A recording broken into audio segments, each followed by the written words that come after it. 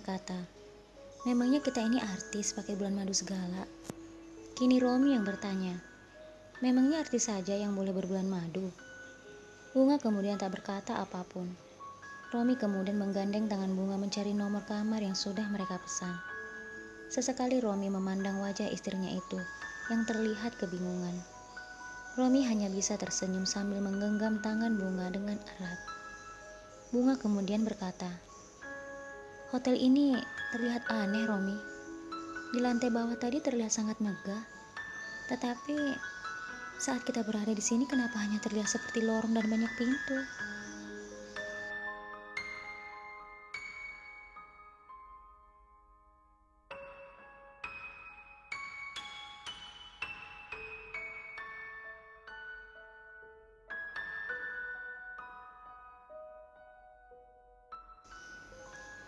Romi tersenyum lalu berkata, "Namanya juga hotel ya seperti ini. Kalau megah lalu terlihat kosong dan luas, itu namanya masjid. Kalau terlihat megah, banyak kursi berjajar rapi, itu namanya gereja." Bunga kemudian berkata, "Kalau itu aku tahu, Romi." Romi kemudian tertawa. Karena Romi tak berhenti mentertawainya, Bunga kemudian mencubit lengan suaminya itu. Dan tidak lama kemudian tibalah mereka di kamar yang sudah mereka pesan. Romi kemudian membuka pintu kamar itu dan mempersilahkan Bunga untuk masuk. Bunga terlihat ragu untuk melangkahkan kakinya masuk ke dalam kamar itu. Romi kemudian berkata, "Ada apa?"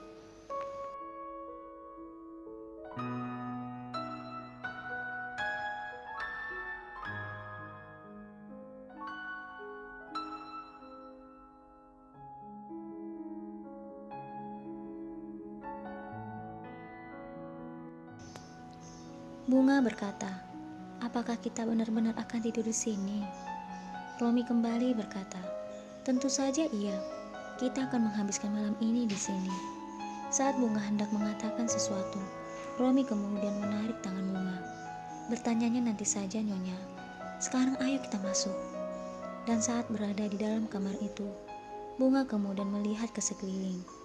Kamar ini terlihat sangat cantik dan sangat indah. "Apakah semua kamar di sini seperti ini?"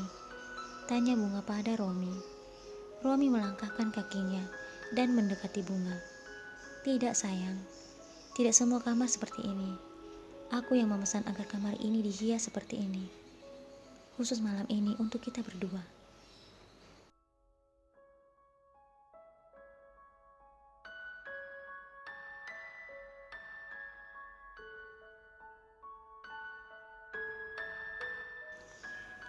Bunga memandang wajah Romi lalu mengerutkan keningnya.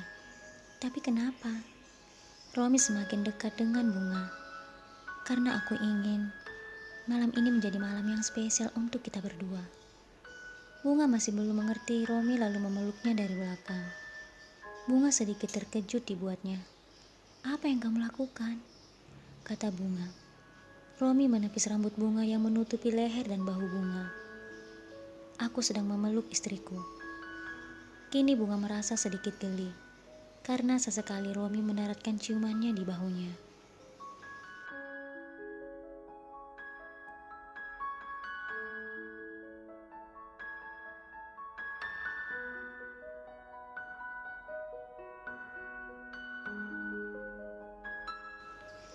Bunga berusaha menahan rasa geli itu dengan mengepalkan kedua tangannya. Namun ciuman Romi kini sampai di lehernya, yang membuat Bunga sesekali memejamkan matanya. Dan setiap kali bibir Romi menyentuh kulitnya. Melihat reaksi Bunga, Romi kini berani membuka satu kancing baju Bunga yang berada di punggungnya dan memberikan kecupan mesra. Romi kemudian membuka kancing yang kedua, lalu memberinya kecupan lagi. Romi kembali membuka kancing yang ketiga. Kini setengah dari punggung Bunga yang begitu mulus terlihat begitu nyata di depan Romi.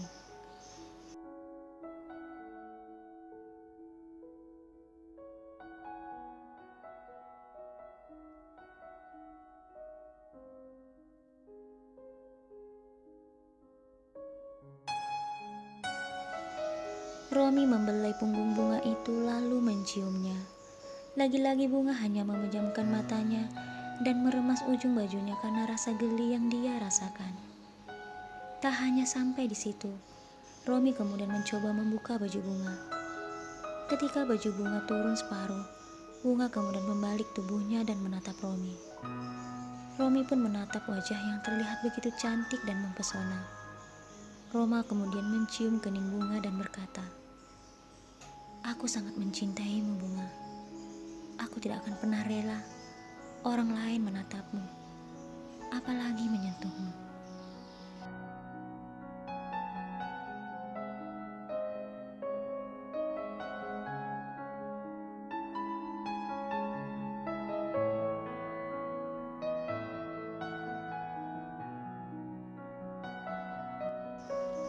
Mendengar perkataan Romi, bunga langsung memeluk suaminya itu.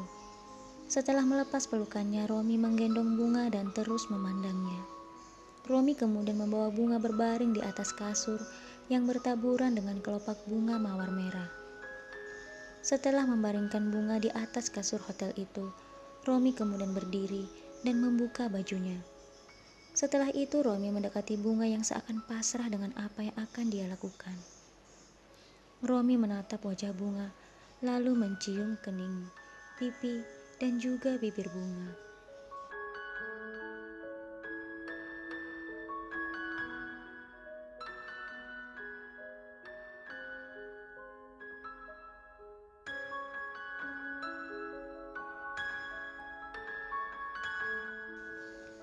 Dengan perlahan dan begitu lembut, bunga membalas ciuman suaminya. Setelah beberapa menit saling mengulum bibir, kini Romi membuka baju bunga dan mencium seluruh tubuh gadis desa yang awalnya dia tolak. Romi tidak pernah menyangka rasa benci yang dulu dia rasakan terhadap gadis desa itu telah berubah menjadi sebuah cinta. Cinta yang begitu besar sampai Romi tidak pernah rela jika ada laki-laki yang memandang gadis itu.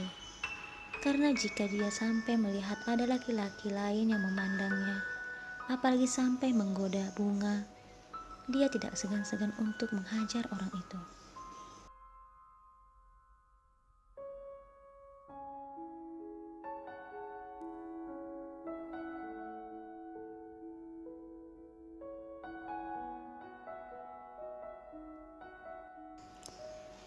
Kini Romi dan bunga hanya berbalut selembar kain sutra. Cumbuan yang diberikan Romi membuat bunga tak mampu menahan desahan yang keluar dari bibirnya. Begitu pula dengan Romi. Setiap desahan yang dia dengar dari bibir bunga membuat dia semakin bergairah.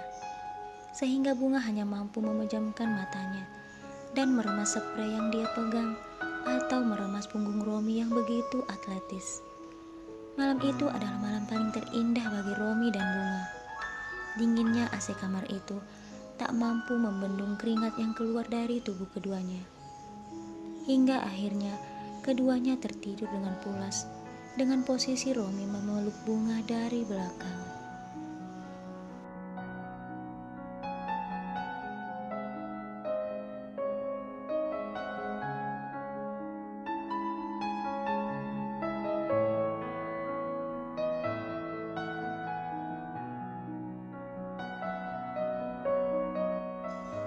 Keesokan paginya, bunga bangun terlebih dulu. Dia menatap wajah suaminya yang begitu tampan, dan apabila semakin lama menatapnya, akan semakin manis dipandang. Dengan perlahan bunga melepaskan pelukan Romi, karena dia tidak ingin suaminya itu terbangun. Namun saat bunga hendak bangun tiba-tiba, "Au!" Jeritan bunga membuat Romi terbangun. "Ada apa, sayang?" Bunga menunjuk ke bawah dan berkata, "Perih." Romi kemudian membantu bunga untuk bangun. Dan betapa terkejutnya bunga melihat tempat bekas dia tidur diseprai ada darah.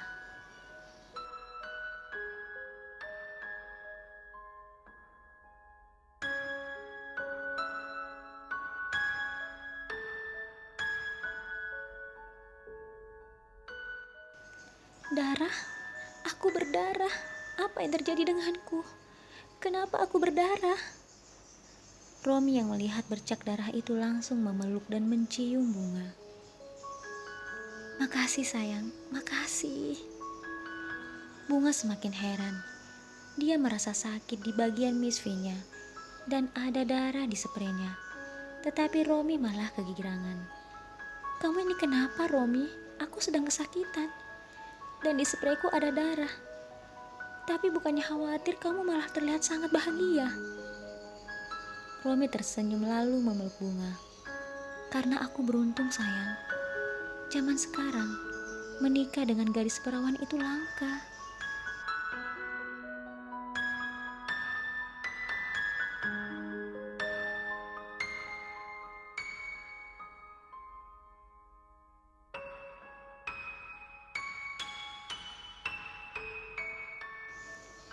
Bunga semakin bingung mendengar perkataan Romi. "Kamu ini bicara apa, Romi? Daripada senyum-senyum tidak jelas seperti itu, lebih baik segera mandi dan bawa aku ke rumah sakit." Romi semakin tertawa mendengar ucapan istrinya itu. Karena kesal, Bunga kemudian memukul Romi. Namun lagi-lagi Romi memeluknya dan berkata, "Sayang, kalau kita ke rumah sakit, bukan aku saja yang tertawa. Bisa-bisa semua orang di rumah sakit tertawa karenamu."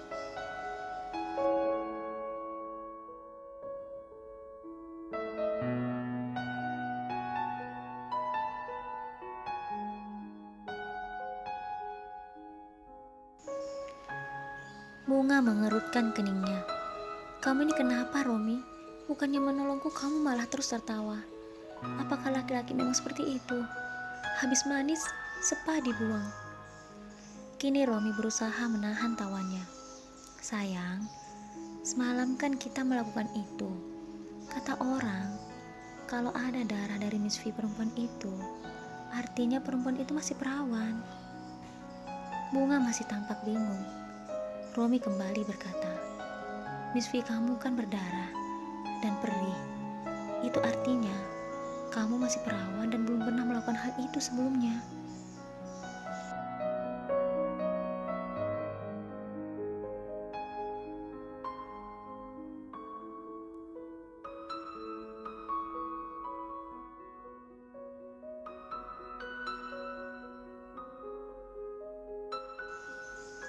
Kini Bunga mengerti lalu dia berkata, "Tentu saja aku masih perawan, aku kan belum pernah menikah." Romi kemudian menciumnya. "Iya sayang, tapi zaman sekarang banyak perempuan yang belum menikah, tapi sudah tidak perawan lagi." Kini Bunga kembali bingung. Bagaimana bisa? Lagi-lagi Romi tertawa. "Ya bisa dong sayang." Melihat Bunga masih bingung, Romi kemudian menggendong istrinya itu dan membawanya ke kamar mandi. Karena rasa perih yang dirasakannya, Romi membantu Bunga untuk mandi. Dan ini adalah hal yang pertama kali pula mereka lakukan.